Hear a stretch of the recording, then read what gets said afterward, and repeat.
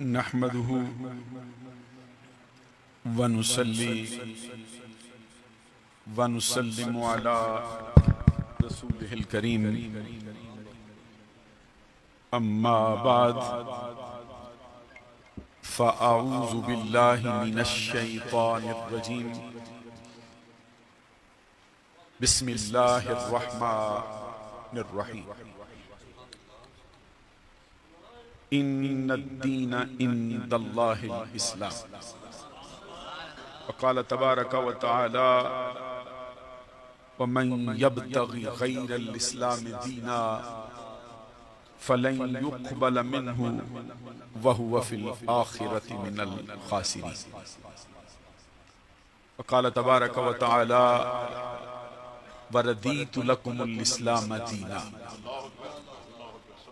صدق اللہ العظیم ان اللہ وملائکتہ یصلون علی النبی یا ایہا الذین آمنوا صلوا علیہ وسلموا تسلیما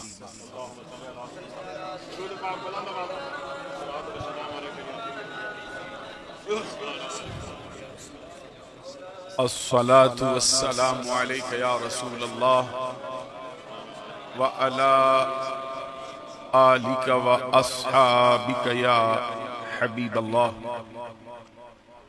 الله رب محمد صلى عليه وسلم نحن عباد محمد صلى علیہ وسلم صلاة و سلاما علیک یا رسول اللہ. معزز و محترم مشائخ و علماء اسلام و معزز و محترم حاضرین و سامعین، میرے لیے جو مضمون کا انتخاب ہوا ہے وہ عقیدہ اہل سنت. یہ مضمون بہت ہی اہم ترین اور بڑی توجہ والا مجھے دیا گیا ہے. اس سے پہلے کہ میں عقیدہ اہل سنت پر کچھ باتیں عرض کروں، یہ کہنا چاہتا ہوں کہ جو اللہ اللہ کی ضربیں لگتی ہیں، یہ نہیں ہوتا کہ کسی جگہ پر اللہ اللہ کا ذکر ہو اور وہاں پہ رب کی رحمت کا نزول نہ ہو. حدیث میں نبی اکرم صلی اللہ علیہ وسلم کا فرمان ہے مثل الذی یذکر ربہ والذی لا یذکر ربہ مثل الحی والمیت.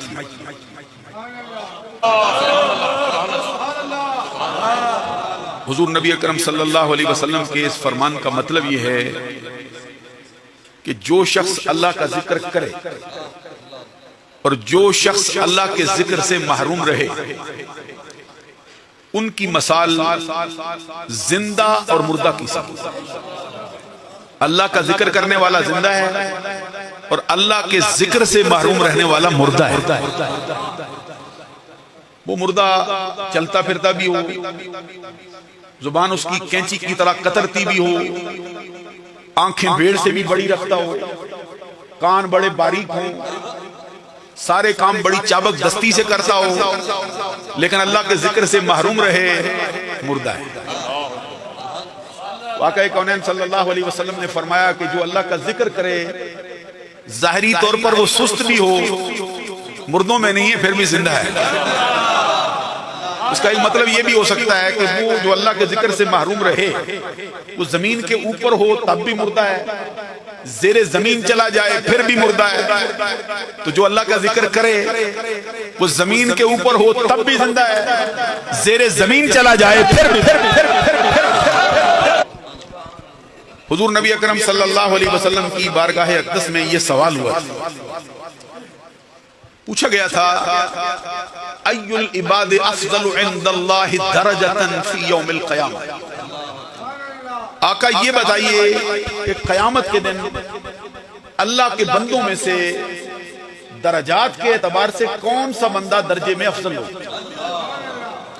تو جواب میں نبی اکرم صلی اللہ علیہ وسلم نے فرمایا الذاکرون اللہ کثیرا والذاکرات. قیامت کے دن درجات کے اعتبار سے جو بندوں میں بہتر لوگ ہوں گے وہ ہوں گے جو کثرت کے ساتھ اللہ کا ذکر کرنے والے ہیں اور کثرت کے ساتھ اللہ کا ذکر کرنے والے. تو اللہ کا کرم ہے کہ آپ کو یہ مجلس نصیب ہوئی ہے جس میں اللہ کا ذکر کثرت کے ساتھ. ایک حدیث اور ابھی سنانا چاہتا ہوں. حضور نبی اکرم صلی اللہ علیہ وسلم کا فرمان ہے.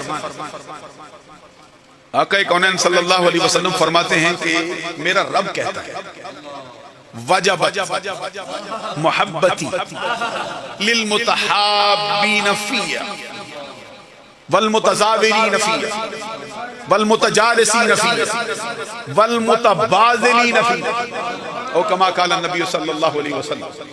اس حدیث کا مطلب یہ ہے حضور فرماتے ہیں میرا رب فرماتا ہے کہ میں نے ان بندوں کی محبت کو اپنے ذمہ کرم پر ضروری ٹھہرا لیا ہے جو میری خاطر ایک دوسرے سے محبت کرتے ہیں.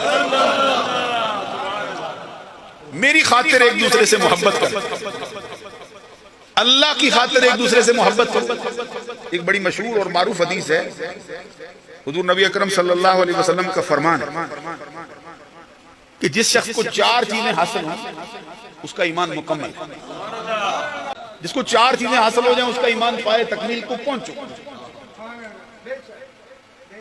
نبی اکرم صلی اللہ علیہ وسلم کا فرمان ہے من احب للہ وابغض للہ واعطى للہ ومنع للہ فقد استکمل الایمان. اس کا کیا مطلب ہے؟ اس کا مطلب یہ ہے جس کی محبت اللہ کے لیے ہو. کبھی ذرا غور فرمائیے نا کہ ہماری محبتیں ایک دوسرے کے ساتھ کسی اور چیز کے لیے ہوتی ہیں یا اللہ کے لیے؟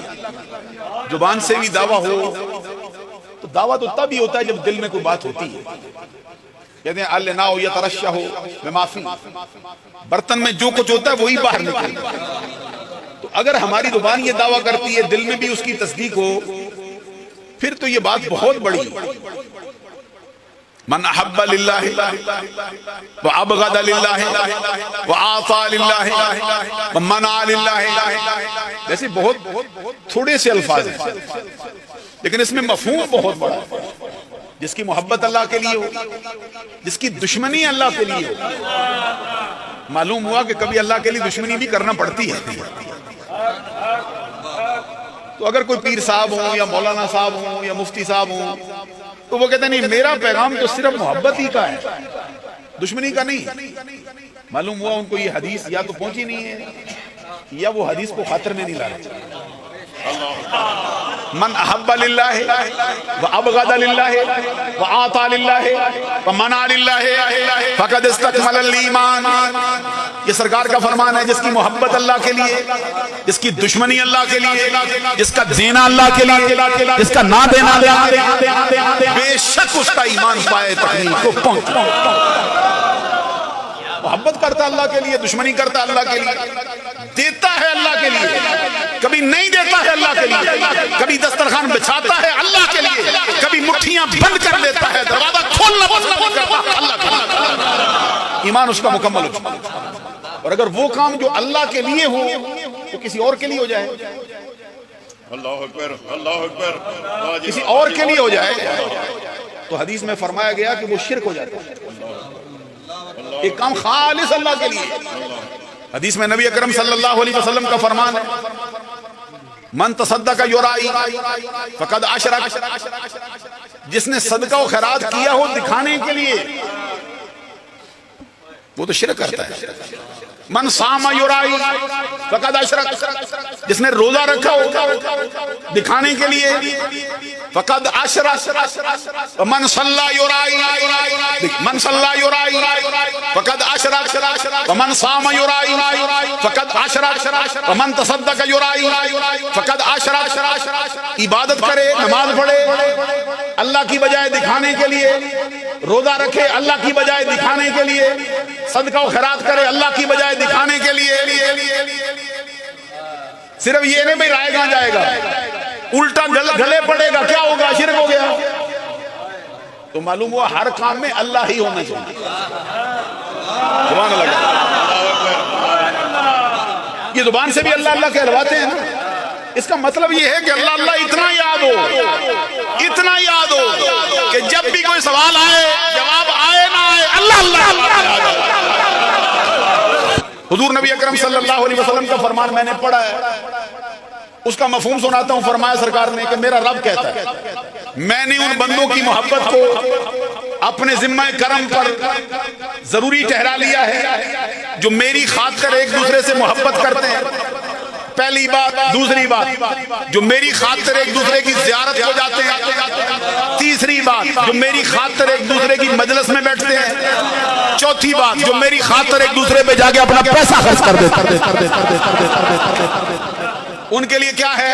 جن میں یہ چار چیزیں ہو گئی، محبت کرتے ہیں میرے لیے، زیارت کو جاتے ہیں میرے لیے، مجلس میں بیٹھتے ہیں میرے لیے، پیسہ خرچ کرتے ہیں میرے لیے۔ تو میں کیا دیتا ہوں؟ فرمایا میں یہ دیتا ہوں کہ وہ میرے محب ہوتے ہیں، میں ان کی محبت کو قبول کر لیتا ہوں، اور قبول کر کے ان کو یہ مرتبہ دیتا ہوں کہ خود ان کا محب ہو جاتا ہوں، ان کو محبوب بنا۔ وہ بیک وقت میرے محب بھی ہوتے ہیں، محبوب بھی، میرے ساتھ محبت کرنے والے بھی ہوتے ہیں، میری طرف سے محبت کا تو اس اعتبار سے آپ مبارکباد کے حقدار ہیں۔ اتنے دور دراز کے سفر سے آئے بیٹھے، چاروں چیزیں لے کے آئے بیٹھے۔ صرف میں ایک بات عرض کروں گا آپ سے، پہلے ہی اللہ نے آپ کو خلوص کی دولت دی ہے، اور خلوص کو پیش نظر رکھ لیا جائے۔ اور یہ اللہ کے بندے، ایک حدیث اور سنا دوں تھوڑی ذرا اور جمانے کے لیے، بڑی مشہور اور معروف حدیث۔ کبھی ہوتا ہے بندہ اللہ کے بندوں سے ملتا ہے، کبھی یہ ہے کہ ان کا تذکرہ کرتا رہتا ہے۔ ایک بڑی مشہور اور معروف حدیث، حضرت عبداللہ بن مسعود رضی اللہ تعالیٰ عنہ، ایک صحابی ہیں بڑے مشہور، اور ان کو کہتے ہیں یہ افقہ من الصحابہ بعد الخلفاء الراشدین۔ خلفاء راشدین، خلفاء اربعہ کے بعد پوری امت میں، سرکار کے تمام صحابہ میں سب سے بڑا فقیہ یہ عبداللہ بن مسعود۔ ابھی آپ کو سمجھ نہیں آئی بھئی یہ فقیہ کیا ہوتا ہے؟ ایک اور بات جو آپ کو بہت آسان لگے گی وہ یہ ہے کہ ساری زندگی سرکار کے جوڑے اٹھا کے سر پہ رکھتا رہا ہے۔ آج ہم تو نالین کا نقش لگاتے ہیں، اور ظاہر ہے دل میں ہوتا ہے تو بار لگتا ہے نا، یہ تو نہیں ہوتا کہ دل میں نہ ہو تو بار لگ جائے۔ تو اگر بار بھی لگاؤ، اس نال اقدس کا فیض ہے کہ دل میں اترے بغیر رہتا ہی نہیں، اتر جاتا۔ بڑی کسی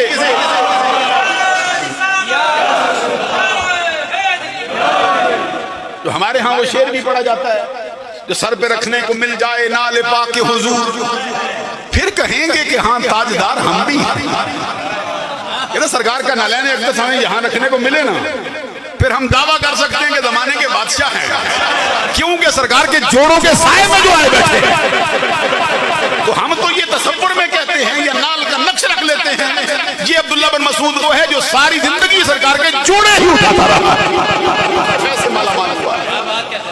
وہ فرماتے ہیں میں بارگاہ رسالت میں بیٹھا تھا، ایک شخص آیا اور آ کے عرض کیا اس نے، کیف تقول فی رجل احب قوما لم یلحق بہم۔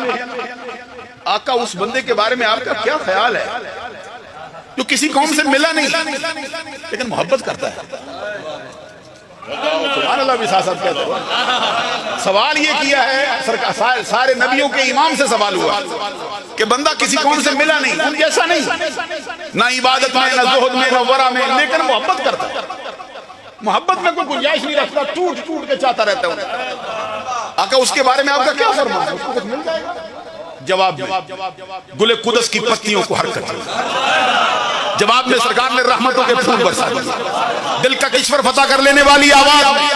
سرکار نے مسکرا کے فرمایا المرء مع من احب۔ سوال کرنے والے تیرے سوال کا جواب یہ ہے، دنیا میں جو بندہ جس کے ساتھ سچی محبت کرتا ہے قیامت کے دن اسی کے ساتھ اٹھایا جائے گا۔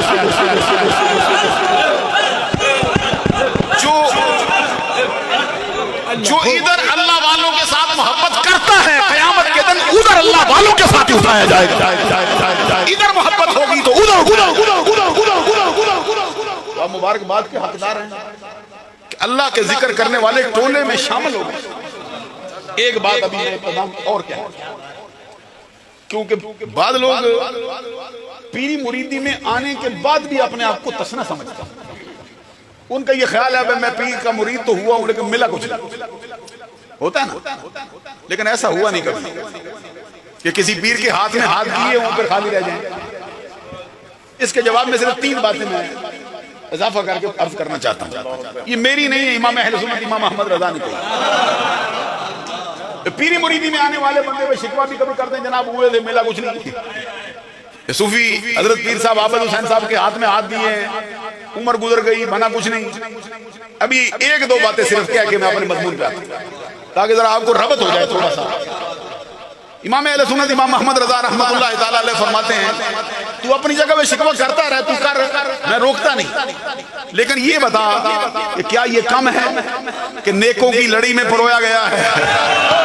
دوسری بات یہ فرماتے ہیں تجھے اور کچھ نہ ملا، بتا کیا یہ کم ہے کہ بلبل کو پھول کی صحبت نصیب ہو گئی ہے؟ تیسری بات یہ فرماتے بتا کیا یہ کم ہے کہ پروانے کو شمع پر مر مٹنا نصیب ہو گیا ہے؟ اور کیا چاہتا ہے؟ ایک بات اور بھی کہنا چاہتا ہوں، وہ حضور تاجدار گولڈا کی زبان سے کہنا. ان کا تو وہ ہستی تو تعارف کی محتاج ہے ہی نہیں اللہ کے قدر، جن پر زمانے کو ناز.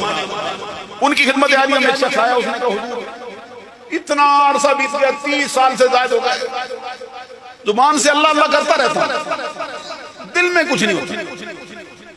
بعض بندے کہتے ہیں دل میرا پتھر ہو گیا، تو بعض ویسے ہی ذرا تھوڑا ہوتا پتھر ہی ہے لیکن کچھ اور ہی کہتے رہتے. یہ بھی ایک ریاکاری کا پہلو ہوتا ہے، اللہ تعالیٰ اس سے بچا لے. یہ جو مریض ہوتا ہے نا اس کو مسیحا کے پاس جانا پڑتا ہے، پھر مسیحا کو اپنا درد دل وہ بانٹتا ہے اس سے. مرید ہے نا، اس کو چاہیے اپنے پیر سے رابطہ رکھے، اسے بتائے یہ مسئلہ ہے، پرابلم ہے. یہ بڑی بڑی خود فاروق اعظم رضی اللہ تعالیٰ سرکار کی بارگاہ میں کہتے ہیں سرکار یہ مسئلہ ہے. اللہ اکبر. یہ کہتے تھے سرکار، حضرت فاروق اعظم کہتے ہیں سرکار کائنات کی ہر شے سے آپ مجھے پیارے ہو، کائنات کی ہر شے سے آپ مجھے پیارے ہو، الا من نفسی، مگر مجھے میری جان سے زیادہ پیارے نہیں. حضرات یہ مریدوں کا کام ہوتا ہے، پیری مریدی کا شعبہ بہت اہم ترین شے ہے. اس لڑی میں پروئے جانے والے کبھی خالی ہاتھ نہیں رہتے. تو ہر مرید کو اپنا درد دل اپنے پیر کی خدمت میں پہنچانا چاہیے کہ میرے ہاں یہ مسئلہ پرابلم ہے، مجھ کو اس کا حل ہونا چاہیے. یہ حضرت فاروق اعظم رضی اللہ تعالیٰ عنہ نے اپنے دل کا روگ بیان کیا تھا. جیسے ایک مریض ڈاکٹر کے پاس جاتا ہے نا، کہتا ہے مجھے تکلیف ہے، کیونکہ سرکار مجھ کو یہ مسئلہ ہے کہ آپ مجھے ہر شے سے پیارے الا من نفسی، مگر مجھے میری جان آپ سے زیادہ پیاری. میں چھپاتا نہیں، میں تو کھول کے بیان کرتا ہوں، مجھے بتائیں اس کا حل کیا ہے. یہ نہیں تھا کوئی اس کا مطلب کوئی اور بنا پڑا ہے کہ استاد حدیث پڑھائے تو یہ پیش نظر بات رہتی ہے کہ مجھے یہ تکلیف ہے، یہ مسئلہ ہے. کہ سرکار دو جہان صلی اللہ علیہ وسلم نے جواب میں اللہ والذی نفس محمد بیدہ حتی احب الیک من نفسک، وہ عمر نہیں، اس وقت مجھے اس ذات کی قسم جس کے قبضہ قدرت میں محمد کی جان، تو مومن نہیں ہوگا اس وقت تک جب تک میں تجھے تیری جان سے بھی زیادہ پیارا نہ ہو جاؤں. کہ سرکار نے ان کے دل کا روگ دور کر دیا، بتا دیا. تو کہتے آگے کہتے سرکار پھر یہی بات ہے، تو پھر صحیح یہی ہے، پھر صحیح ہے، پھر مجھے آپ میری جان سے بھی زیادہ پیارے ہیں. تو سرکار نے فوراً فرمایا الان یا عمر اب تو مومن ہے نا. یہ روگ ہوتا ہے. وہ مریض آگے اس نے عرض کیا حضور یہ میرا مسئلہ یہ ہے کہ زبان سے تو اللہ اللہ کہتا دل میں نہیں اترتا. بعض لوگ یہ کہتے رہتے ہیں اوپر سے کہتا ہے نیچے ہے ہی کچھ نہیں، وہ خود ہی غیب کے علم کا دعویٰ کر بیٹھا، اپنے آپ ہی کہتے رہتے ہیں نہیں اوپر سے کہتا ہے دل میں کچھ نہیں. حالانکہ سرکار دو جہان صلی اللہ علیہ وسلم نے ایسا کہنے سے روکا ہے کہ تم تو صرف ظاہر باری بات کر سکتے ہیں، اندر کا تمہیں کیا پتا ہے، دل کو چیر کے دیکھا ہوا تم نے. بعض صحابہ کرام سے بھی اس طرح کا کوئی فعل سردد ہوا نا، میدان جنگ میں ایک بندے نے تلوار کے نیچے آ کے کلمہ پڑھ دیا، تو مار دیا. تو سرکار کو بعد میں پتا چلا فرمایا دل چیر کے دیکھا تھا. یہ صحابہ کرام کی تربیت فرمائی کہ کسی کے ظاہر کے حال کو دیکھ کر دل کی بات نہ کیا کر. تو یہ شخص ہے تاجدار گولڑا کی بارگاہ میں کہتا ہے سرکار میرا دل نہیں اترتا, میں اپنا روگ بیان کرتا ہوں. تو آپ نے اس کا چہرہ دیکھ کے فرمایا مسکرا کے فرمایا اس پہ اللہ کا شکر ادا کرنا کہ زبان تو کرتی ہے نا, یہ زبان بھی کرتی رہے تو اس کی وجہ سے بھی تیرا بیڑا پار ہو جائے. یہ بھی اللہ تبارک و تعالیٰ کا کرم. اس لیے مریدوں کو اپنا دل پیر کے حوالے کر دے. سچا مرید ہو اور کسی سچے پیر کی تلاش کرنی چاہیے, جھوٹا کوئی پیر نہیں لے لینا چاہیے. پیری کے لیے جو سب سے اہم ترین شرط ہے وہ یہ ہے کہ سنی ہو, صحیح العقیدہ. یہ مسئلہ آپ اپنے ذہن میں بٹھا رکھیں کہ سنی نہ ہو تو پیر نہیں ہو سکتا. اللہ اکبر. بے شک. تو جو سنیت پڑھی ہی نہ ہو تو پھر پیر کیسے ہوگا؟ سنیت پڑھی ہی نہیں, جانتا ہی نہیں بھائی سنی ہوتا کیا ہے, تو پھر وہ کیا مریدوں کو سکھائے گا؟ من لم یعرف الشر فیوما یقع فیہ. یہ فرمان ہے بزرگوں علماء کا, صوفیاء کا, مشائخ کا. فرمان کہتے ہیں جو شر کو نہیں جانتا, مخالف بندے کے عقیدے کو ہی نہیں سمجھتا, نہ ان کو جانتا ہے, کسی ایک بندے کے شعبے کو اسے پتہ ہی نہیں کہ سب صحیح ہے, پیر ہوتا ہے. اپنے عقیدے کی معرفت بھی تب حاصل ہوتی ہے جب مخالف بندے کی جو عقیدہ ہے اس کی معرفت حاصل ہوتی ہے. من لم یعرف الکفر لا یعرف الایمان. جس بندے نے کفر کو نہیں پہچانا وہ ایمان کو کیا پہچانے گا؟ یہ ضروری ہے. من لم یعرف البدع من لم یعرف الضلالہ لم یعرف الاہداء والاستقامہ. جس نے بدعت کو نہ پہچانا, جس کے گمراہی کو نہ پہچانا, وہ ہدایت کو بھی نہیں پہچان سکتا, وہ استقامت کو بھی نہیں پہچان سکتا. اس لیے میں آپ سے عرض کروں گا کہ سنی عقیدہ پہچاننے کے لیے مخالف کے عقیدے کو بھی جاننا ضروری ہے.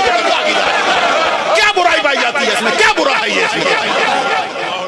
صحابہ کرام کے بارے میں معمولی سی کھوٹ دل میں رکھے, معمولی سا کھوٹ رکھے نا, بڑی تقریریں ہانکنے والے آتے ہیں. معمولی سا بھی اپنے دل میں کھوٹ رکھے, نہیں جی یہ نہیں ہوتا, تو سنی رہے گا. تو سنی نہیں رہے گا تو پیر کیسا رہے گا؟ غور ہے نا, سنی نہیں ہوگا تو پیر کیسا ہوگا؟ پہلی بات ہی پیر کے لیے شرط ہے. پھر میں یہ نہیں کہتا پیر کوئی ضروری میں مفتی ہو, ضروری میں کوئی حدیث کا شیخ ہو, عقیدہ اہل سنت کو پہچانے نا. میں تھوڑا ابھی محسوس کرتا ہوں کہ آپ کی تربیت اس طرح ابھی اس مقام پہ نہیں ہے کہ میں اپنی گفتگو میں کامیاب ہو جاؤں, لیکن یہ نہیں ہوگا. بیج ضرور بو دیا جائے گا. وہ پہلا قطرہ جو گرتا ہے نا بارش کا, اگرچہ وہ پورا کام نہ بھی کر سکتا ہوں لیکن وہ اپنا بتا جاتا ہے کہ ہوں میں. یہ اہل سنت کا عقیدہ ہے. اس طرح آپ کو معلوم ہے کہ دین اللہ فی الارض والسماء واحد, زمین و آسمان کی کائنات میں صرف اللہ کا ایک ہی دین ہے, ایک ہی دین ہے. وہ کون سا ہے؟ الاسلام. ایک ہی دین, دوسرا کوئی دین ہے ہی نہیں. نسل انسانی میں حضرت آدم علیہ السلام سے لے کر قیامت تک اللہ کا ایک ہی دین. اس کا نام کیا؟ ان الدین عند اللہ الاسلام. سبحان اللہ کا. اس کا نام کیا؟ ومن یبتغی غیر الاسلام دینا فلن یقبل منہ وہو فی الاخرۃ من الخاسرین وردیت لکم الاسلام دینا. اس کا مطلب یہ ہے کہ دین اسلام ہی ہے, دوسرا کوئی ہے ہی نہیں. سمجھ, جو اسلام کو چھوڑ کے کسی اور دین کی طرف لوٹے نا تھوڑا سا. بڑے آج کل جو ہمارے بندے ماڈرن ایجوکیشن طبقے کے لوگ ہوتے ہیں, ادھر وہ یہ آکسفورڈ یونیورسٹی کے نصابوں کی باتیں شروع کر دیں. کسی کو اٹھاؤ واسکو ڈے گاما کی بات کرتا, کسی کو اٹھاؤ وہ برنارڈ شاہ کی باتیں لے آتا, کسی کو اٹھاؤ وہ آئنسٹائن لے آتا, کوئی نیوٹن کے کھلیے بیان کرنا شروع کر دیتا ہے, کوئی کسی کو اس کے لیے اقبال کا شعر بھی شروع, وہ بھی قلم توڑ کے رکھ گیا. وہ کہتے اپنی ملت پر قیاس اقوام مغرب سے نہ کر, اپنی ملت پر قیاس اقوام مغرب سے نہ کر، خاص ہے ترکیب میں قوم رسول ہاشمی۔ رسول ہاشمی کی جو قوم ہے اس کو کسی چیز کا سبق لینے کے لیے کسی اور دروازے پر دستک دینے کی ضرورت نہیں، سب کچھ مصطفیٰ کے دروازے پر ملتا۔ اور جس نے مصطفیٰ کے گھاٹ سے پیا ہونا ایک جلو، ایک قطرہ، پھر اقبال اپنے بارے میں بھی کہتا ہے، کہتے میں پی آیا ہوں۔ کیا کہتا ہے؟ کہتا ہے خیرہ نہ کر سکا مجھے جلوائے دانش فرنگ۔ کہتے فرنگ کی جو عقل ہے، اس کی تیزی، اس کی اڑان ہے، اس کا جو جلوہ پڑتا ہے بڑے بڑوں کو لے جاتے، بڑی بڑی آنکھیں چندے آ جاتی ہیں، دیکھنے کے قابل نہیں رہتی۔ لیکن جو اقبال آیا ہے یہاں، میری آنکھوں کو کچھ بھی نہیں ہوا، خیرہ نہ کر سکا مجھے جلوہ دانش فرنگ۔ کیوں؟ سرما ہے میری آنکھ کا خاک مدینہ ہونا جب میں نے مدینہ کی خاک کا سرما اپنی آنکھ میں ڈالا ہوا، میں نے علی کے شہر کی خاک کا سرما ڈالا، سے مجھے فرق نہیں پڑ سکتا۔ کچھ ہمارے ہاں بھی کچھ ایسے لوگ ہیں جو ذرا قدامت پسندی کے قائل ہوتے ہیں، کوئی فقیری میں بھی اور ہی رنگ لے آتے ہیں۔ میں سچوں کی بات نہیں کرتا، میں ان کی بات کر رہا ہوں، راستے سے ہٹاتے رہتے ہیں۔ فَمَن يَبْتَغِ غَيْرَ الْإِسْلَامِ دِينًا فَلَن يُقْبَلَ مِنْهُ۔ اسلام کا راستہ چھوڑ کر کسی اور دین میں اپنے آپ کو کھپائے، اس میں ڈوبے، اللہ کی بارگاہ میں قبول نہیں ہوگا۔ اور وہ کیا ہے دین اسلام؟ دین کا راستہ کون سا ہے؟ حضرت جنید بغدادی رضی اللہ تعالیٰ عنہ کا قول مجھے یاد آتا ہے، وہ فرماتے ہیں الطریق کلھا مسدودۃ علی الخلق، مخلوق پر اللہ کی بارگاہ تک پہنچنے والے سارے راستے بند ہیں، ایک بھی راستہ نہیں کھلا۔ سب راستے جو اللہ کی بارگاہ تک جاتے ہیں مخلوق پر بند ہو چکے، کوئی کھلا ہے؟ فرماتے الا من اقتفى من اثر رسول اللہ صلی اللہ علیہ وسلم، سوائے اس راستے کے جو مصطفیٰ کے قدموں سے ہو کے جاتا ہے، دوسرا کوئی راستہ ہے ہی نہیں۔ یہ سادی شرازی صاحب رحمۃ اللہ علیہ کا مشہور شعر ہے، کیا ہے وہ؟ اس میں کہتے ہیں خلاف پیمبر کسے را گدید ہر گدر منزل نخواہد رسید۔ اسی مفہوم کو میاں محمد بخش نے بھی ادا کیا اپنی زبان سے، عرب کھڑی نے، پنجابی سمجھ لیتے ہیں۔ وہ کیا کہتے ہیں؟ رستہ چھوڑ نبی دا ٹریاں، رستہ چھوڑ نبی دا ٹریاں، کوئی نہیں منزل پگدا، جے لکھ محنت ایویں کریے کلر کول نہیں اگدا۔ ایک ہی راستہ ہے، وہ محمد عربی کا راستہ۔ عزیزان گرامی قدر، جیسے دین اسلام پوری کائنات میں صرف ایک دین اللہ کا، ویسے ہی فرقے بڑے زمانے میں، لیکن سچا فرقہ ایک، وہ کون سا؟ اہل سنہ والجماعہ۔ دین تو دعوے تو بہت ہے، فلاں دین فلاں دین، اس کے اندر کمیاں، اس کے اندر خامیاں، بین الغلو والتقصیر وبین التشبیہ والتعطیل وبین الجبر والقدر وبین الامن والیاس۔ جس طرح دین کے دعوے دار بہت ہیں، لیکن دین سچا صرف ہے، ہر قسم کی کمی کجی سے پاک، ہر قسم کی زیادتی سے پاک، افراط سے پاک، تفرید سے پاک، غلو سے پاک، تقصیر سے پاک، وہ محمد عربی کا دین۔ اسی طرح دین اسلام کے دعوے دار بہت، لیکن سچا صرف ہے۔ یہ کس نے کہا؟ خدا کا کونین صلی اللہ علیہ وسلم نے فرمایا ستفترق امتی علی 73 فرقہ کلہم فی النار الا ملۃ واحدہ قالوا من ہی یا رسول اللہ قال ما انا علیہ واصحابی۔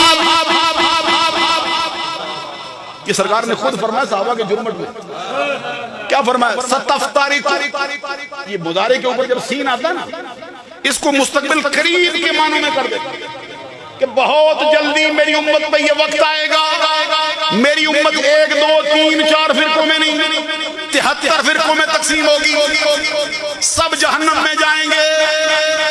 کہا کس نے؟ بولیے ذرا میرے ساتھ مل کے بولیے، کس نے کہا؟ آمینہ کے لال نے، صلی اللہ علیہ وسلم سارے نبیوں کے سردار نے سبحان اللہ بھی ساتھ ساتھ کہتے سرکار نے فرمایا سارے جہنمی الا ملت واحدہ سوائے ایک جماعت کے 72 جہنمی جنتی کون کس نے کہا سارے نبیوں کے سردار نے بارگاہ رسالت میں جولی پھیلائی گئی پوچھا کہ سرکار اس رات سے پردہ اٹھاؤ وہ جنتی کون ملت واحدہ کون جواب میں سرکار نے فرمایا ما انا علیہ و اصحابی جس پر میں جس پر میرے صحابہ بلند آواز سے سبحان اللہ وہ جماعت جو اس طریقے میں رہی جس پر میں ہوں جس پر میرے صحابہ معلوم ہوا کہ یہ بات سرکار نے خود بیان فرما دی ہے اور اس کا آغاز تو صحابہ کرام کے آخری دور کے اندر پوری آب و تاب کے ساتھ چمک چکا تھا بڑے بڑے نظریے اٹھانے والے آئے تھے یہ جبریہ نظریہ اسی وقت اٹھایا گیا قدریہ نظریہ صحابہ کرام کے دور میں اٹھا ارے مرجیہ بھی اسی دور میں اٹھا اور پھر جب یہ نظریے اٹھے تھے جب مختلف عقائد والے لوگ آئے تھے انہوں نے اپنے اپنے نظریے آگے میں ابھی سمجھے تھے جنگ یمامہ کس نظریے کی بات پہ ہوئی ہے نمازوں کا مسئلہ تو نہیں ہوا روزوں کا مسئلہ بھی نہیں ہوا خانہ کعبہ کے ایک ہونے کا مسئلہ بھی نہیں ہوا اللہ کی توحید پر بھی نہیں ہوا معلوم ہوا کہ سب کا نشانہ جو بھٹکنے والے نظریات والے لوگ ہیں اس کا سب سے نشانہ بڑا کیا ہے ذات مصطفیٰ کہ اس کو نشانہ بنا دو کچھ بھی نہیں رہے گا ہمیں سبق دیا گیا سب کچھ چلا جائے محمد کا دامن رہے تو ہر شے رہ جائے وہ جو بڑی سادہ سے انداز میں ظفر علی خان ایک جملہ کہا ہے وہ کہتا ہے رشتہ میرا خدا کی خدائی سے ٹوٹ جائے رشتہ میرا خدا کی خدائی سے ٹوٹ جائے چھوٹے مگر نہ ہاتھ سے دامان مصطفیٰ ہاتھ سے دامان مصطفیٰ نہ چھوٹا تو ہر شے رہے گی ایک اور بھی اس کا مشہور شعر ہے اس کا بھی سارا لے لوں وہ کہتا ہے حج اچھا نماز اچھی روزہ اچھا زکات اچھی ان کو کچھ برا کہے نا پیر آج کل کے پیر ایسے بھی میں نے دیکھے نمازوں پہ برسے پڑے کوئی اپنا حال بھی تو دیکھو کدھر چلے لیکن یہ ہاں حج اچھا نماز اچھی روزہ اچھا زکات اچھی مگر میں باوجود اس کے مسلمان ہو نہیں سکتا اچھا نمازیں پڑھ کے بھی بندہ مسلمان نہیں ہوتا روزہ رکھ کے بھی مسلمان نہیں ہوتا حج کر کے بھی مسلمان نہیں ہوتا زکات دیتا بڑی بغیرتی سے پھر بھی مسلمان نہیں ہو سکتا کہتا چیزیں اچھی ہیں مسلمان ہونے کی علامتیں ہیں مسلمان ہونے کے لیے یہ چیزیں فرائض رکھی گئی ہیں ارکان اسلام میں سے ہیں لیکن اصل اسلام اور ہے وہ کیا ہے حج اچھا نماز اچھی روزہ اچھا زکات اچھی مگر میں باوجود اس کے مسلمان ہو نہیں سکتا میں جب تک کٹ مروں کھا جائے بطحا کی عزت پر خدا شاہد ہے کہ کامل میرا ایمان ہو کامل ایمان ہونے کے لیے یہ تو ظفر علی خان نے کہا ہمارے امام نے کیا کہا راز کھول دوں ذرا یہ کیا ہمارا امام کہتا ہے مولا علی نے واری تیری نیند پر نماز فرض ہے اللہ غور کیجئے نماز فرض ہے ذات پہ واری کیا تو سمجھ آتی ہے نا میری باریک بات کو بھی سمجھنا کسی کی ذات پہ نماز وار دے تو سمجھ آتی ہے یہاں ذات پہ نہیں کس پہ واری نیند پہ یہ ہے اسلام نہیں سمجھا نہیں سکا ہوں میں مسکرا کے سبحان اللہ کہنا ذرا ذات پہ نماز واری سمجھ آتی ہے اور میں ذات کا تو مرتبہ ہی اونچا ہے یہاں فرض نماز کون وارے حسن و حسین کا بابا فاطمہ کے سر کا تاج تاجدار حملتا مراد کل کفا سخاوت کا سمندر شجاعت کا غزن سر باب مدینۃ العلم امت کا استاد امت کے نبی کا داماد ہم راز مصطفیٰ تمثال مصطفیٰ مولا علی مشکل کشا شیر خدا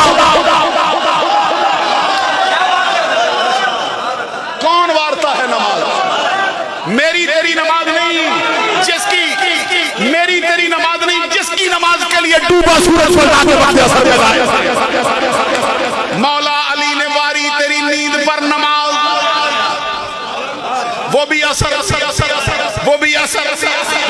اعلیٰ خطر کی ہے. یہ علی کی بات ہے، نماز مارتا ہے. اب علی کے امام کی بھی سن.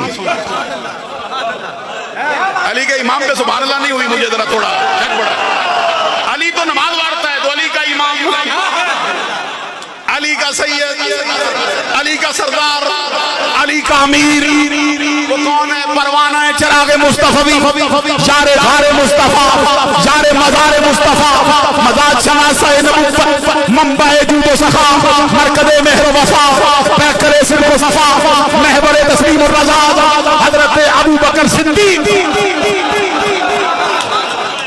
صدیق مل کے غار میں جان ان پہ دے چکے. علی نے مصطفیٰ کی ذات پہ نہیں، مصطفیٰ کی نیند پہ نماز واری، اور ابو بکر نے مصطفیٰ کی ذات پہ اپنی جان نہیں، مصطفیٰ کے آرام پہ اپنی جان واری. کیا میں سمجھاؤں آپ کو؟ سرکار کے آرام کا خیال کرنا. بار بار سانپ ڈستا، زہر قبول کرتے ہیں، تکلیف برداشت کرتے، لیکن ہلتے نہیں. ذرا یہ ابو بکر کا عشق مصطفیٰ تو ملاحظہ کرنا، اور وہ ابو بکر کیا شان ہے. مجھے میرے دل میں خیال آتا ہے ابو بکر کے شان کا.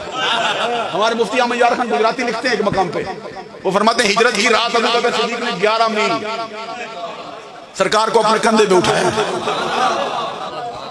میرے دل میں خیال آتا ہے کہ حضرت حاجرہ چلی کنکروں پر، پتھروں پر، پہاڑوں پر، اپنی غرض کے لیے چلی. بیٹے کی بھوک اور پیاس کو دور کرنے کی چیز تلاش کرنے کے لیے چلی. ان کے قدم لگے رب کے ان الصفا والمروہ من شعائر اللہ. یہ شعائر اللہ اس کو بنایا کس نے؟ حاجرہ کے قدموں کی برکت نے. نشانیاں بنی، حاجرہ کے قدم لگے، حاجرہ کے قدم لگے، پتھر کنکر پہاڑ ریت کے ذرے شاعر اللہ بن گئے. ابو بکر کا سینہ 11 میل مصطفیٰ کے قدم چومے. بتاؤ نا کیا بنا ہوگا، کیا بنا ہوگا بتاؤ نا. جو صفا مروہ کے شاعر اللہ ہونے کا انکار کرے کافر ہو جائے، ابو بکر کے سینے کی عظمت کا انکار کرے، اس پر بھی تو کوئی فتویٰ ہونا چاہیے. مولا علی نے واری تیری نیند پر نماز، وہ بھی اثر جو سب سے اعلیٰ خطر کی ہے. صدیق بلکہ غار میں جان پہ دے چکے، اور حفظ جان تو جان فروز خرر کی ہے. پر ان کو جان انہیں پھیر دی نماز، پر وہ تو کر چکے تھے جو کرنی بشر کی ہے. اب نتیجہ سنو، نتیجہ کیا ہے؟ حد اوسط گرنے لگی، صغرا بن چکا، کبرا بن چکا، حد اوسط گری، اور نتیجہ کیا سامنے آیا؟ فرمایا ثابت ہوا کہ جملہ فرائض فروع اصل الرسول زندگی. جملہ فرائض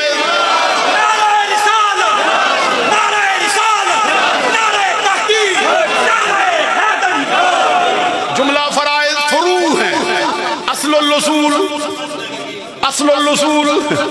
بولیے، یاد کرو گے نا زبان سے، یاد کرتے کرتے دل میں بھی آ جائے گا. ثابت ہوا کہ جملہ فرائض فروع ہیں، اصل الرسول بندگی استاد ور کی ہے.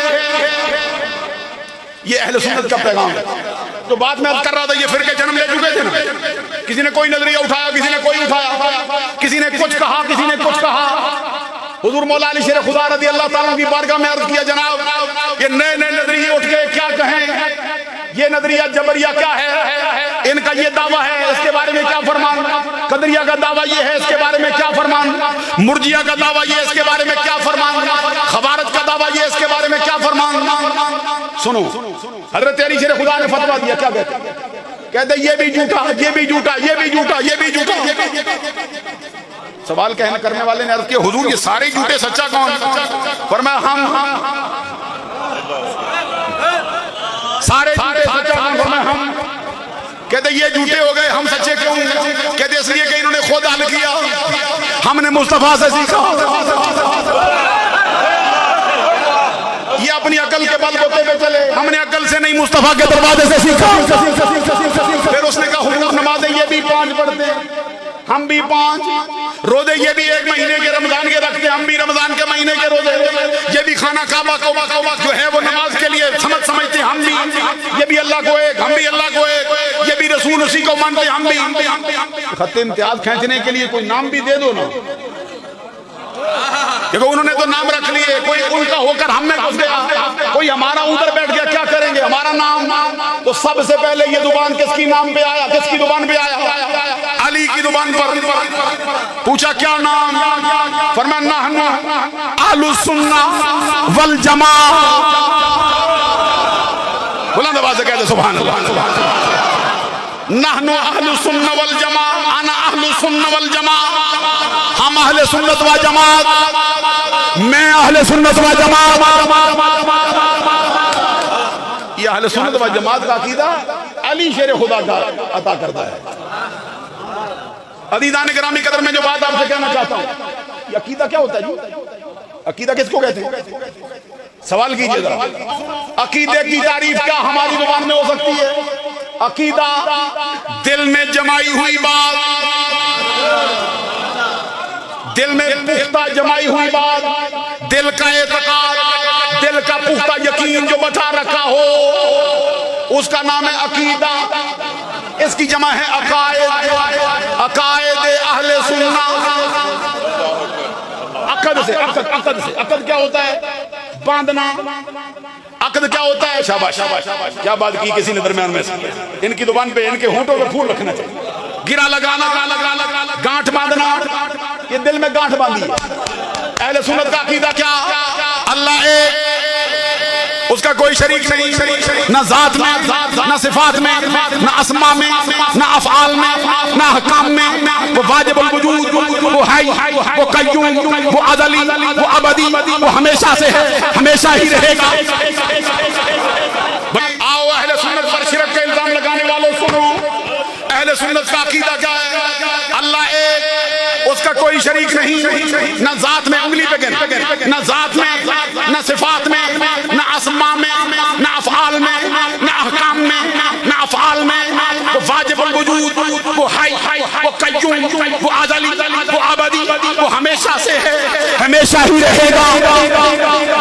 کائنات کی ہر شے کی تخلیق اس نے تن تنہا فرمائی. اس کی تخلیق میں کوئی دوسرا شریک نہیں, سب کچھ بنایا. وما مسنا من لغوب, تھکاوٹ نے اس کو مس بھی نہیں کیا. اس اللہ تبارک و تعالیٰ کے معاملات, اس کی ذات تک رسائی حاصل کرنے کے لیے. یہ تھوڑی سی درمیان میں جملہ مترجم کرتا ہوں. ولی کس کو کہتے ہیں؟ ولی کی کیا تعریف ہوتی ہے؟ ولی کی تعریف سنو, ولی کی تعریف کیا ہے؟ فقیر سنانے لگا. ولی کس کو کہتے ہیں؟ یہ ولی طویل گھنٹے کرنے والے کو کہتے ہیں, یہ طویل بیچنے والے کو ولی کہتے ہیں, لوگوں کو لوٹنے والے کو ولی کہتے ہیں, لوگوں کی جیبوں پہ نظر رکھنے والے کو ولی کہتے ہیں. سنو, شرح العقائد النسفیہ کیا کہتے ہیں؟ هو العارف باللہ تعالی وصفاتہ بحسب ما يمكن المواظب على الطاعات المجتنب عن المعاصی المورد عن الانحماق في اللذات والشہوات. ولی اس کو کہا جاتا ہے جو اللہ کی ذات اور اس کی صفات کا عارف ہو.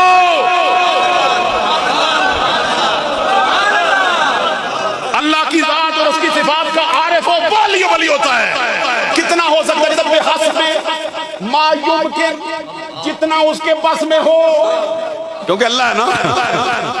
اس کی تو ایک جھلک پڑی ہے, موسیٰ کلیم اللہ علیہ السلام کے ہوش قائم نہیں رہے. کیا سناؤں آپ کو؟ بحسب ما یمکن. ہمارا امام کہتا ہے, امام احمد رضا کہتے ہیں اللہ کی بارگاہ کے معاملات تک پہنچنے کے لیے 5 چیزیں درکار ہیں. سب سے چھوٹی کیا ہے؟ علم الاسماء, علم الاحکام, علم الافعال.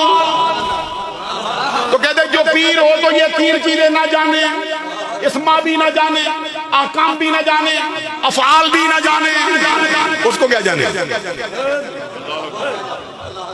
عزیزان گرامی قدر میں ڈرتا ہوں میری بات بڑھ نہ جائے. ولی اللہ کا وہ ہوتا ہے جو اللہ کی ذات اور اس کی صفات کا عارف ہو. مگر تو ہو, وہ تو کیا بات ہے, مگر ہو تو وہ تو اونچا ہوتا ہے نا, وہ تو دادا علی حجویری ہوتا ہے, وہ مجد الفسانی ہوتا ہے, وہ عبد القادر جیلانی ہوتا ہے, وہ اور پیروں کا پیر ہو جاتا ہے. یہ تو میں ابتدائی درجہ بیان کرتا ہوں. عزیزان گرامی قدر, المواظب علی الطاعات, ہمیشہ نیکیوں پر مواظبت رکھتا ہو. داڑھی منڈوانے والے پیر نہیں ہوتے، خچخچی رکھنے والے پیر نہیں ہوتے، کتے لڑانے والے پیر نہیں ہوتے، عزیزان گرامی قدر یہ بری باتوں میں مشغول ہونے والے پیر نہیں ہوتے، سر کے بالوں سے لے کر ناخنوں تک مصطفیٰ کی سنت کی تصویر بنی والے سچے پیر ہوتے ہیں۔ ویسے تو آپ کو معلوم ہے کہ مومن کی تعریف ہی ہے، والمومنون والمومنات، اللہ تعالیٰ کا قرآن میں فرمان ہے بعضهم اولیاء بعض یامرون بالمعروف وینہون عن المنکر، ایمان والے مرد ایمان والی عورتیں ایک دوسرے کے رفیق ہیں، کام کیا کرتے ہیں؟ نیکی کا حکم دیتے ہیں، برائی سے منع کرتے ہیں، اور امر بالمعروف نہ کریں یہ پیر نہیں ہو سکتے، نہیں انل منکر نہ کرے، مرید اگر سود کھائے، مرید دندہ کرے، تاش کھیلے، شطرنج کی بازی لگائے، پیر صاحب خوش ہو جی بڑے مولانا آ گئے، بڑے چودھری صاحب آ گئے، بڑے راجہ صاحب آ گئے، سارا دن سود کا دندہ کرتے ہیں، بینک کرپسی کرتے ہیں، پیر خوش ہوتا ہے۔ قیامت کے دن جہاں مرید وہیں پیر۔ سچا پیر مجدد فسانی گردن نہ جھکی جس کی جہانگیر کے آگے، اللہ نے کیا جس کو پر وقت خبردار، وہ ہند میں سرمایہ ملت کا نگہبان جس کے نفس گرم سے ہے گرمی ہے۔ سچا پیر حضور غوث اعظم عبد القادر جیلانی،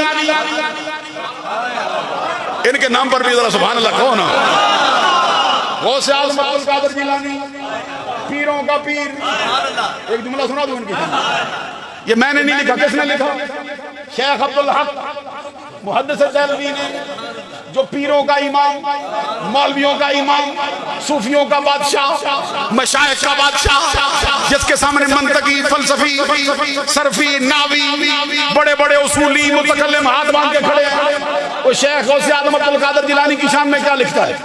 ان کی زبان میں وہ جملے چند آپ کے سامنے رکھتا ہوں، کیا کہتے ہیں؟ کہتے تامامور شش، کہتے مجادے کرتے کرتے اس مقام پہ آئے، اب سنو مجاہی صاحب، کہتے تامامور شش من عند اللہ بقول قدمی ہادہی علی رقبت کل ولی اللہ جمیع اولیاء وقت اب حاضر و غائب و قریب و بعید و ظاہر و باطن گردن عطا و سر انقیاد و نہاتن خوفا من الرد و تمان فی المزید وہو قطب الوقت و سلطان الوجود و امام الصدیقین و حجت العارفین و خلیفۃ اللہ فی ارضہ و نائب الرسول و وارث کتاب۔ خود غوث اعظم عبد القادر جیلانی کہتے جب تک امر بالمعروف نہ کرے، نہی عن المنکر نہ کرے، اور فاروق اعظم کی عملی تصویر نہ پیش کرے، پیری کے لائق نہیں ہو سکتا۔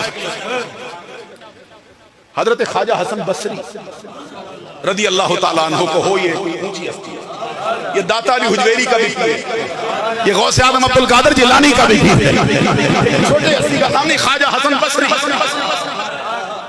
خواجہ حسن بصری رضی اللہ تعالیٰ عنہ کے ایک مرید ہیں، ان کا اس میں گرامی ہے حضرت حبیب اجمی، یہ جن کے سر پر آپ نے خلافت کی دستار باندھی ہے نا، یہ حبیب اجمی ان میں سے ایک ہے۔ یہ سلسلہ قادریہ میں آخر میں جا جاتا ہے۔ ابتداءً ان کا کیا کام تھا؟ داتا علی حجویری لکھتے ہیں کشف المحجوب میں، کہتے ہیں یہ سود پہ لوگوں کو پیسے دیتے ہیں، اللہ کا کرم ہو گیا راستہ بدل جاتا ہے، کسی فقیر کی نظر پڑ جاتی ہے نا، پھر ذرے کو آفتاب بنا دیتے ہیں، قطرے کو گوہرے نایاب بنا دیتے ہیں۔ سود پہ پیسے دیتے طاقتور بڑے تھے، اگر کوئی واپس نہیں لڑاتا تھا پھر 4-5 بندوں کو گیلے کافی ہوتے، کہتے اللہ نے کرم کیا، توبہ کی توفیق ملی، توبہ کر کے ایک چھوٹا سا حجرہ بنا لیا، اس میں رہتے نماز پڑھتے۔ ایک دن نماز ادھر مغرب کی پڑھ رہے تھے، خواجہ حسن بصری قریب سے ملے، تو آپ سوچنے لگے کہ مغرب کی نماز کی اذان ہو گئی ہے، اب میں نے نماز پڑھنی، نماز میں کہاں پہ ادا کروں؟ حضرات ذرا غور کیجیے، خواجہ حسن بصری دیکھ رہے تھے، ادھر ادھر تلاش کیا کدھر نماز پڑھوں، دیکھا حبیب اجمی کا حجرہ ہے، تو وہ نماز پڑھ رہا ہے، جماعت کرا رہا ہے، جماعت کرا رہے تھے تو قرات نہیں صحیح کر سکتے، اجمی تھے نا، تو خواجہ حسن بصری کی قرات کو تو حضرت علی سے پڑھے، حضرت علی شیر خدا نے ان کو پڑھایا، ان کی قرات کا کون مقابلہ کر سکتا؟ ایک کھڑے ہوئے نے کان لگایا، قرات صحیح نہیں، دل میں سوچنے لگے اس کے پیچھے پڑھوں یا چھوڑ دوں، خیال دل نے فتویٰ دیا چھوڑ کے نماز الگ کر کے پڑھ کے چلے۔ داتا گنج بخش حجویری فرماتے اسی رات کو جب سوئے نہ جا کے گھر میں تو اللہ کی زیارت ہوگی، اللہ کی زیارت خواب میں بھی آنکھوں سے نہیں ہوتی، غور کیجیے ذرا، یہ صوفیہ کے لیے بڑا مسئلہ ہے، اس لیے صوفیہ کو بھی مولویوں کی ضرورت رہتی ہے. میں یہ بات میں جھوٹی یا بڑھ نہیں مارتا ہوں من سے، کیونکہ اس کی ضرورت رہتی ہے. یہ بڑا اہم ترین بعض اوقات بڑے ہی نازک مسئلے ہو جاتے ہیں. خواب میں بھی آنکھ سے زیارت ہونا،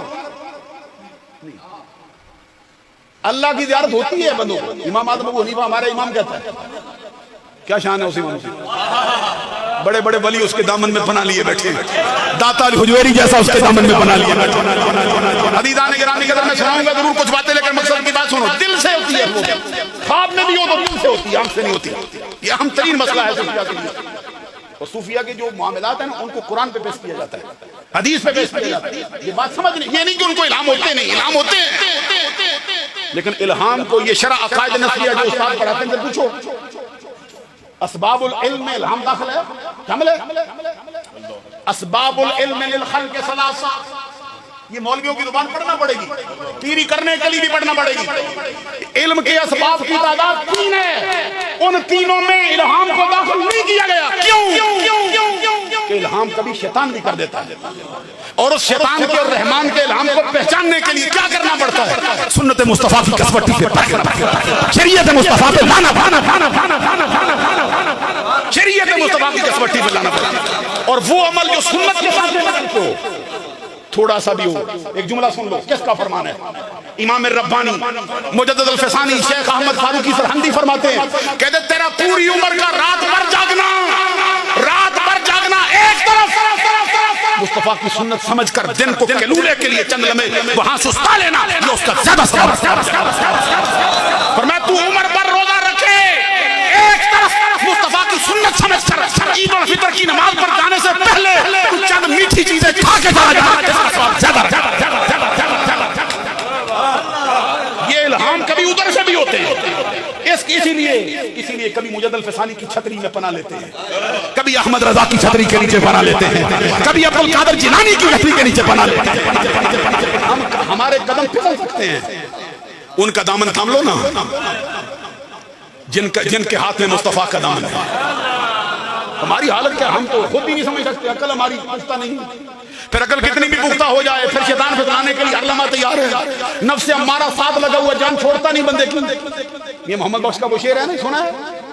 پنجابی میں بھی بڑی بات کر گیا ہے. وہ کہتے ہیں میں انا تے تلکن رستہ کیوں کر روے سنبھالا. خالی شعر پڑھتے ہو، توجہ نہیں کرتے ہو. کیا ہے دیکھو نا، میں انا، ہم سب ہیں، ہمارے سب کی حالت یہ ہے. میں انا تے تلکن رستہ کیوں کر روے سنبھالا. بندہ اندھا ہو، پھسلن پڑی ہو، بارش ہوئی ہو، کسی کے ہاتھ میں آدمی نہ ہو تو چلتا ہوا پھسلے گا نہیں. کہتے اس پہ مصیبت یہ ہے، تکے دیمن والے بہت. بندہ اندھا ہو، راستے میں پھسلن ہو، اوپر سے ہر کوئی دھکا دیتا ہو، نفس امارہ ادھر کھینچتا ہو، شیطان ادھر لگامیں ڈالتا ہو، بچائے گا کون؟ عارف کھڑی نے بات مکمل کر دی. فرمایا میں انا تے تلکن رستہ کیوں کر روے سنبھالا. تکے دیمن والے بہت، تو ہی ہاتھ پکڑن والا. اسی لیے ان کے ہاتھوں میں ہاتھ دیتے ہیں.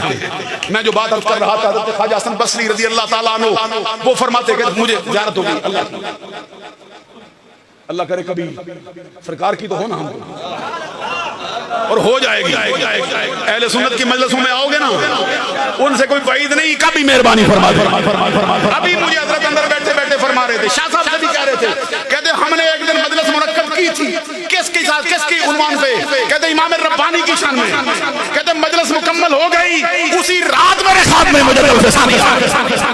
میں سوچتا ہوں کہ مجدد الفسانی کی مجلس ہو، اسی رات خواب میں آ سکتا ہے، تعلیم صوفی عابد حسین صاحب کو دے سکتا ہے. تو محفل میلاد ہو یا سکتا بتا. عزیزان گرامی قدر میں یہ خواجہ حسن بصری فرماتے ہیں، کہتے ہیں مجھے اللہ کی زیارت ہوئی. کہتے ہیں میں نے عرض کیا مولا تیری رضا کیسے ملتی ہے، مولا تیری رضا کیسے ملتی ہے، مجھ کو بتانا، میں کیا کروں تو راضی ہو جائے. نہیں توجہ آپ حضرات، درد مند دل کے ساتھ بات کرتا ہوں. خواجہ حسن بصری کہتے ہیں مولا مجھے بتا تو راضی کیسے ہوگا، میں کون سا کام کروں تو راضی ہو جائے. کہتے ادھر سے مجھے جواب دیا، پر میں تجھے موقع دیا تھا، آج کو کھو گیا. جہاں سے چلا تھا وہاں پہنچے ہوتے تو آپ کی آنکھ میں آنسو بھی آ جاتا نا. کہتے میں نے عرض کیا مولا بتا کیسے راضی ہو, کیا کروں؟ فرمایا آج شام کو موقع دیا تو تھا نا, آج شام کو مجھے موقع دیا تھا, کر لیتا تو راضی ہو جاتا. عرض کیا مولا نہیں سمجھ آئی, مجھے نہیں پتا چلا کیا موقع دیا.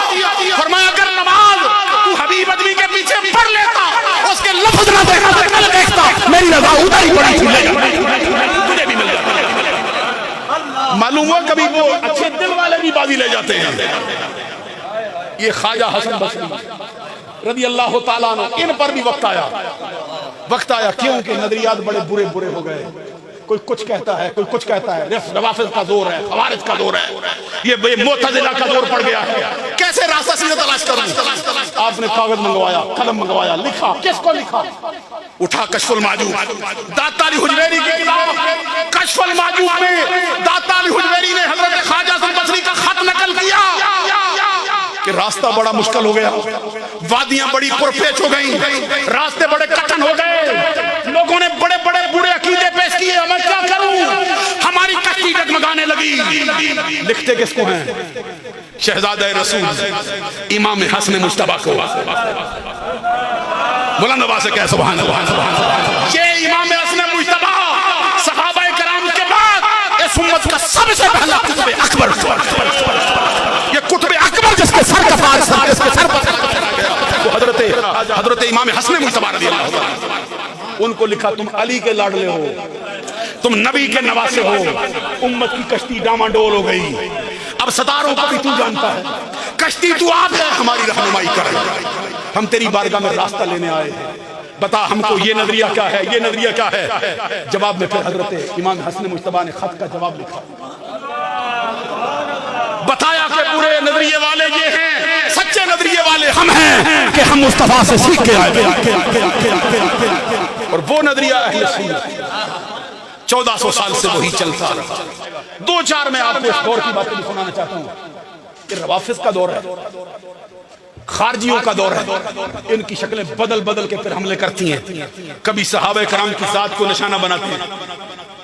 اسلام کو مٹانے کے لیے مصطفیٰ کی ذات نشانہ بنتی ہے, مصطفیٰ کے فیض پر نقب لگانے کے لیے صحابہ کی ذات, کبھی اہل بیت کی ذات. اہل سنت والے تو نبی کی اولاد سے بھی کیا محبت کرتے ہیں. اہل بیت کی 2 باتیں سننا ہے. اہل سنت کا نظریہ کیا ہے؟ اہل سنت پر لوگ الزام لگاتے رہتے ہیں, نہیں جی پتہ نہیں کیا جی ان کا مسئلہ, ذرا صحابی کی شان بیان کرو, جان پہ بن جاتی ہے. پہلے اہل بیت کی شان میں 2-3 جملے فقیر کے سن لے. صرف ہمارا پیر کہتا, میرا پیر 450 برس پہلے کتاب لکھی میرے پیر نے, اس میں ایک جملہ لکھا, کہتے حب اولاد نبی, حب نبی ہر کے رائی حب نباشت آج نبی. کہتے نبی کی اولاد کی سچی محبت اللہ کے رسول کی محبت ہے. جس شخص کو یہ محبت نصیب نہیں وہ سنی نہیں ہو سکتا, کسی اور جماعت کا ہوگا. حضرت مجد الفسانی کیا فرماتے ہیں, ان کا فرمان سنو. فرماتے ہیں محبت اہل بیت علامت اہل سنت, محبت اہل بیت علامت اہل سنت. نہیں ابھی سمجھ, یہ جو علامت ہوتی ہے, علامت کسی چیز کی, یہ ایک اس کا خاصہ ہوتی ہے. اس کا کیا مطلب ہوتا ہے؟ اس میں ہوتی ہے, دوسرے میں نہیں ہوتی. مثلا آپ دیکھیے اسم کی کتنی علامتیں ہیں؟ 11. فعل کی کتنی؟ 8. تو فعل کی کوئی علامت ادھر پہنچ جائے, اسم کی کوئی علامت ادھر پہنچ جائے, ہوتا ہے. توجہ طلب بات ہے کہ علامت کسی چیز کی پہچان ہوتی ہے, علامت کسی چیز کا خاصہ ہوتی ہے ایک اعتبار سے, اس میں ہوتی ہے دوسرے میں نہیں ہوتی. تو ہمارا پیر مجد الفسانی کیا فرماتے ہیں؟ وہ کہتے ہیں یہ علامت ہی اہل سنت کی ہے کہ وہ اہل بیت سے محبت کرتے ہیں. دوسرے مقام پہ بھی سنو, کہتے ہیں محبت اہل بیت سرمایہ اہل سنت, اہل سنت کے افراد کی زندگی کا سرمایہ وہ ہے ہی اہل بیت کی محبت. تو ہمارا پیر امام احمد رضا کیا کہتا ہے؟ سادہ سے انداز میں, تیری نسل پاک میں ہے, بلند آواز سے کہنا, تیری نسل پاک میں ہے, تو ہے عین نور, تو ہے عین نور, تو ہے عین نور. اب جن کو یہ شکوہ رہتا ہے بھئی اہل سنت والے ہم کو مانتے نہیں، ان سے ذرا یہ پوچھیں کہ کسی شیعہ نے لکھا ہے؟ یہ کسی شیعہ کے امام نے لکھا ہے؟ اچھا چلو امام احمد رضا نے لکھا ہی صحیح، کوئی ایک رضوی بتاؤ، کوئی ایک سنی بتاؤ جب یہ شعر پڑھا جائے اس کی جان پہ بنتی ہو۔ ہم نے تو دیکھا محفل بجھ گئی ہو، کوئی بندہ نہ بولتا ہو، یہ شعر پڑھ دو تیری نسل پاک میں ہے بچہ بچہ نور کا، تو ہے میں سب کرا۔ اہل بیت کے بغیر تو ہمارا کچھ ہے ہی نہیں ہے۔ اب ذرا دوسرا رخ بھی دیکھنا، صحابہ نبی کی بارگاہ سے فیض حاصل کرنے والے، ابھی میری جو بات ہے نا میں تھوڑی سی بہت لمبی نہیں کرتا ہوں۔ اچھا سب یہ دعویٰ کرتے ہیں کہ ہم حنفی ہوتے ہیں، تو حنفی کس وجہ سے ہوتے ہیں؟ امام صاحب کی وجہ سے، تو امام صاحب کا فرمان ہی نہ مانے۔ فقہ الاکبر پڑھی ہے، فقہ اکبر امام صاحب کے فرمودات، تو وہ امام ہے کون؟ امام اعظم ابو حنیفہ۔ ایک جملہ ادھر سنا دوں ان کی شان میں بھی، امام اعظم ابو حنیفہ کی شان میں صاحب در مختار نے لکھا ہے، صاحب در مختار فتاوی شامی سے اٹھا کے دیکھ کیا کہتے ہیں؟ کہتے سرکار نے صحابہ کے جرمٹ میں فرمایا میرے باپ آدم نے اپنی پوری نسل میں ایک بندے پہ فخر کیا، حضرت آدم علیہ السلام نے اپنی پوری نسل میں ایک بندے پہ فخر کیا۔ پوچھا سرکار وہ کون ہے؟ فرمایا میں ہوں۔ نسل انسانی میں بڑے بڑے آئے ہیں، حضرت ابراہیم، حضرت موسیٰ، حضرت عیسیٰ، حضرت یوسف۔ سرکار فرماتے میں ہوں جس پہ فخر ہوا ہے۔ آگے سرکار نے فرمایا میری امت میں بھی بڑے بڑے آئیں گے، ایک بار میں بھی فخر کرتا ہوں۔ پوچھا گیا سرکار بتاؤ نا کون ہے؟ رات سے پردہ اٹھاؤ کون ہے؟ جواب میں سرکار نے فرمایا اس کا نام نعمان ہے، اس کی کنیت ابو حنیفہ ہے۔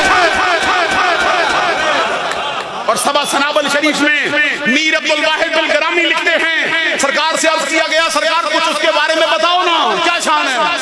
سرکار نے ایک ہی جملہ 3 مرتبہ دہرایا، کیا فرمایا؟ فرمایا ہوا سراج امتی، ہوا سراج امتی، ہوا سراج امتی، وہ میری امت کا چراغ، میری امت کا آفتاب ہے، میری امت کا سورج۔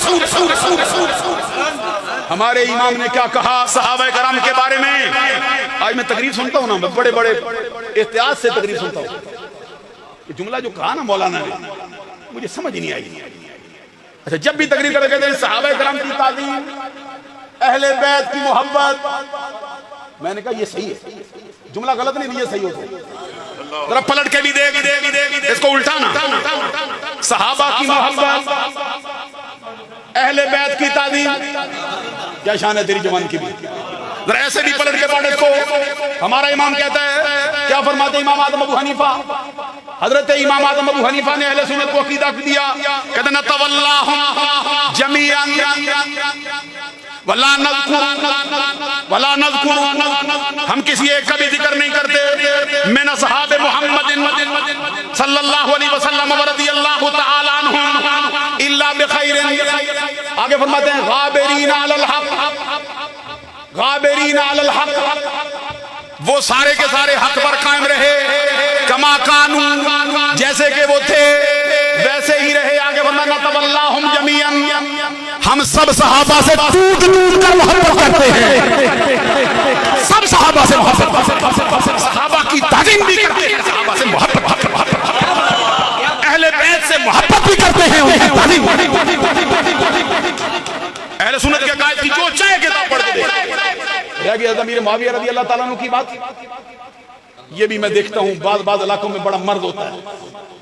اچھا ذرا غور کرو، جس کے ہاتھ پر بیعت علی کا بیٹا کرے، جن کے ہاتھ پر بیعت علی کے دونوں جائیدادوں نے کی ہے، امام حسن نے کی ہے، امام حسین، اور جو غوث اعظم عبد القادر جیلانی رضی اللہ تعالیٰ عنہ ہے اسی نسل سے ہیں۔ کن کی نسل ہے؟ امام حسن کی، امام حسین کی، نجیب الطرفین ہیں، دونوں کنارے ان کے جو خاندان کے نسب کے آئے ہیں اللہ تعالیٰ، اور پیروں کے پیر ہوئے ہیں، زمانے کے کتب ہوئے ہیں، ولیوں کے ولی اور سردار ہوئے ہیں۔ ان سے کسی نے پوچھا تھا کچھ امیر معاویہ کے بارے میں فرمان ہوگا؟ فرمان ہوگا۔ اب امام حسن غوث اعظم عبد القادر جیلانی اسی نسل سے، اب ان سے بڑا بھی کوئی علی کے لیے غیرت رکھ سکتا ہے؟ علی کو آڑ بنا، علی تو اس بات کا دعویدار ہی نہیں۔ حضرت علی شیر خدا سے تو پوچھا گیا تھا کہ آپ بھی ذرا بتاؤ نا، جو ہم نے مارے ہیں ان کے کہاں گئے، جو انہوں نے مارے ہمارے کہاں گئے؟ علی نے فتویٰ دیا، فرمایا جنت میں۔ جھوم کے گیا سبحان اللہ، جھوم کے گیا۔ یہ فتویٰ باب مدینۃ العلم نے دیا ہے، یہ فتویٰ فاطمہ کے سر کے تاج نے، ہماری تلواروں سے ان کے مرے جنتی، ان کی تلواروں سے ہمارے مرے جنتی۔ فتویٰ علی دے جائے جنتی ہونے کا۔ علی کے بیٹوں نے ہاتھ بڑھایا، علی کے دونوں بیٹوں نے بیعت کی جیسے امیر معاویہ کی۔ اس کے بارے میں آج کا وہ بندہ کہ نہیں جی یوں نہیں ہوتا یوں ہوتا جی، تو حسن سے بڑا ہے، بولیے نا، امام حسن سے بڑا ہے۔ حضرات سنو، غوث اعظم عبد القادر جیلانی جو ان کے خلف الرشید آئے، جو اس خاندان کے لیے فخر کا باعث آئے، غوث اعظم عبد القادر جیلانی سے پوچھا گیا کیا فرماتے ہو؟ فرمایا مجھ سے پوچھتے ہو میں امیر معاویہ کا فتویٰ؟ فرمایا سن، فتویٰ یہ ہے اگر مجھے پتہ چل جائے اس راستے سے امیر معاویہ کی سواری گزرے گی، فرمایا ابو صالح موسیٰ جنگی دوست کا بیٹا اس راستے میں پہلے ہی جا کے بیٹھ جائے اور سر پہ دستار نہ رکھے، دستار اتارے۔ کیوں؟ امیر معاویہ رضی اللہ تعالیٰ نے جس سواری پہ بیٹھ کے گزرے، اس سواری کے پاؤں جو زمین پہ پڑے، وہاں سے جو گردوں کو باہر اڑے، عبد القادر کے سر پہ پڑ جائے میری خوش کا فائدہ۔ کیا بات ہے، یہ اہل سنت کا عقیدہ ہے۔ اب دوسرا رخ بھی دکھائیں، خوارج کا رخ بھی تھوڑا سا۔ اس علاقے میں تو مجھے لگتا ہے بہت ہی بیماری پڑی ہے اور عرصہ دراز سے پڑی۔ عزیزان گرامی قدر، اچھا ذرا بتاؤ جن کا یہ نظریہ ہو کہ اللہ جھوٹ بھی بول سکتا ہے، جب وہ بھی کسی جگہ پر منہ دکھانے کے لائق ہو سکتے ہیں، کیوں پھر چھپے بیٹھے؟ کبھی ان کی کتابیں رکھ دو نا سامنے، براہین قاطعہ اٹھاؤ، فتاوی رشیدیہ اٹھاؤ، بعد میں آنے والے ان کے ابھی عصر حاضر کے مولانا وہ کہتا ہے بھی سنو، وہ کہتا ہے ہم یہ نہیں کہتے اللہ نے جھوٹ بولا ہے، ہم کہتے جھوٹ بول سکتا ہے۔ تو میں نے کہا ادھر اللہ فرماتا ہے وَمَنْ نَصْدَقُ مِنَ اللَّهِ حَدِيثًا وَمَنْ نَصْدَقُ مِنَ اللَّهِ قِيلًا۔ اور تو بڑا منطقی ہے، اور تو سورہ بنا سکتا ہے، تو کبرے بنا سکتا ہے، وہ حد اوسط گرانے میں تو دن رات کتابیں بچوں کو پڑھاتا ہے، نتیجہ اخذ کرتا ہے بتانا، یہ دونوں جملے سامنے رکھ کے پھر بتاؤ، پھر وَمَنْ نَصْدَقُ مِنَ اللَّهِ قِيلًا کا کیا بنا، مَنْ نَصْدَقُ مِنَ اللَّهِ حَدِيثًا کا کیا بنے گا؟ ایک نے کہا اللہ جھوٹ بول سکتا، دوسرا کیا کہتا ہے؟ وہ کہتا ہے صرف جھوٹ ہی نہیں، جتنے برے کام بندہ کرنے پہ قادر ہے اتنے برے کام اللہ بھی کرنے پہ قادر ہے۔ اگر اللہ کی قدرت میں نہ مانو، اس کی قدرت میں کمی واقع ہو جاتی ہے، تو یہ بھی کسی مقام پہ اپنا چہرہ دکھانے کے لائق ہے۔ یہ توحید بھی سمجھنی ہو تو احمد رضا سے سمجھا کہ توحید کیا ہوتا ہے، توحید سمجھنی ہو مجھے الفسانی سے سمجھ کیا ہوتا ہے۔ یہ توحید کے مسئلہ ہمارے اوپر۔ وہ کہتے ہیں نہیں جی دیکھو جی نبی کو حاجت روا سمجھتے ہیں، نبی کو مشکل کشا سمجھتے ہیں۔ میں نے کہا تو ہم پہ الزام لگا تھا نبی کو حاجت روا سمجھتے ہیں، نبی کو مشکل کشا سمجھتے ہیں، تو یہ نظریہ کوئی احمد رضا نے خود تو نہیں گڑھا، نبی نے وہی نظریہ حاجت روائی کا ہم نے تو سرکار سے رکھا، وہ نبی نے اپنے لعاب سے رکھا۔ میں نہیں سمجھا سکا، ذرا غور فرمائیے۔ ہمیں تو کہتے ہیں نبی کو حاجت روا سمجھ تو شرک ہو گیا، میں کہتا ہوں نبی خود اپنا لعاب علی کی دکھتی آنکھ میں لگاتا ہے، ابو بکر کی ایڑی پہ لگاتا ہے، اگر اپنے تھوک کو حاجت روا سمجھا نہیں تو لگایا کیا؟ ہم تو نبی کو کہتے ہیں سن، رب کا قرآن اٹھا، رب کا نبی آپ کہتا ہے اذهبوا بقمیصی ھذا فالقوہ علی وجہ ابی یاتی بصیرا، میرے جسم کا کرتا لے جا نبی، اذهبوا بقمیصی ھذا فالقوہ علی وجہ ابی یاتی بصیرا۔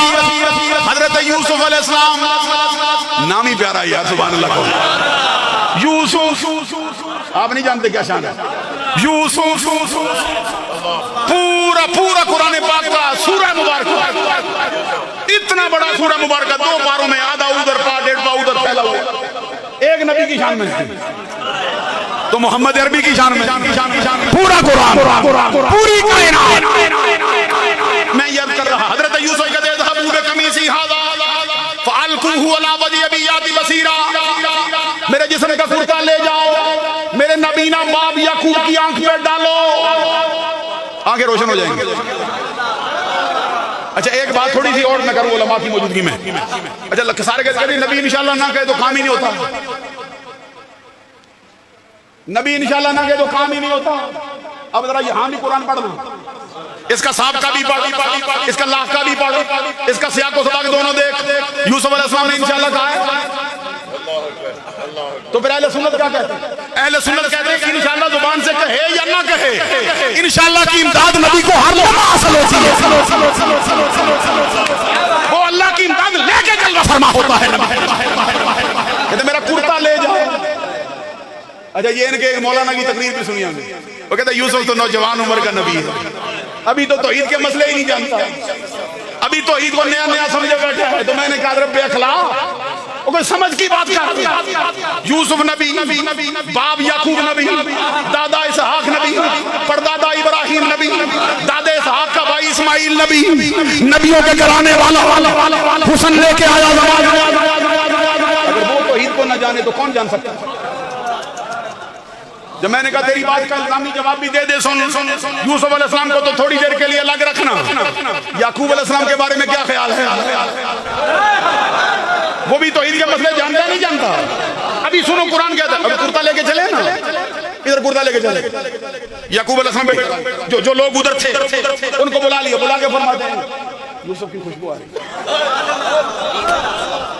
سبحان اللہ کہنا یوسف کی خوشبو آ رہی ہے حضرات مجھے کہنے کی اجازت دو یوسف تھا مصر میں حضرت یعقوب تھے کنعان میں کرتا مصر سے چلے حضرت یعقوب کو کنعان میں کرتے کی خوشبو آئے ہم غریبوں کا درود و سلام سے چلے خضرہ میں کیوں نہ سنائی یعقوب کو بھی رب ادا کرتا ہے مصطفیٰ کو بھی رب ادا کرتا ہے قرآن پاک میں فرمایا اور جو کرتا لے کے چلا تھا ذرا اس کا حال بھی سنو گے حضرت یہودا کبھی ان کا شان پڑھو خدا کی قسم یہ سورہ مبارکہ بھی دل میں اتر جائے کبھی پڑھی نا آپ نے یہ حضرت یوسف علیہ السلام 13 سال کے تھے جب بکے اور قاضی ثناء اللہ پانی پتی ہے آپ کے سلسلے کے بزرگ ہیں وہ لیکن 13 سال کی عمر میں اتنے جوان تھے 5 من وزن تھا میں نے چند دن پہلے 2 سال پہلے کی بات ہے مسئلہ مجھ سے زبان سے میں نے بیان کیا 5 من وزن تھا ابھی میں نے نہیں پڑھا تھا ادھر سے تو میں نے تو مفتی احمد یار خان کے حاشیے سے پڑھا کہتے 5 من وزن 40 رکعت تو علماء نے مجھے کہا کہ کیا کہہ دیا میں 13 سال کا بچہ 5 من کا ہو سکتا ہے میں نے کہا میں تو نہیں ہو سکتا یعقوب کا بیٹا ہو سکتا